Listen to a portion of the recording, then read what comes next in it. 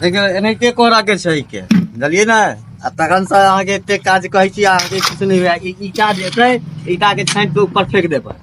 मालिक छ त मालिक जगह रह पहिले नीक जगह पर प्रैक्टिकल क के देखाबो ना जे केना करबै से पहिले यो क के देखाबो। तखन अहाँ के हम खाली ओन पैसा के देहाड़ी देब हमरा अपने जन करऽ पड़तै त अपने ने क लेबै फिर बाद में नहीं कहबै जे हमरा के खराब भ गेल ना ये उठा के एना के अथी देबा के अहाँ काज कते दिन से करै छियै?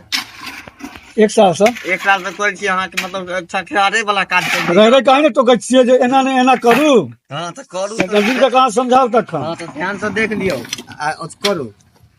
ये आओ पगलू पाइयो अहाँ के समझाइए के मिलत तहन से काज नहीं कर रहल छी हम देख रहल छी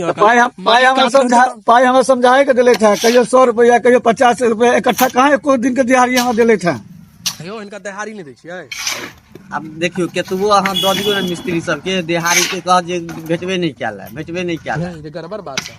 बुझलियै।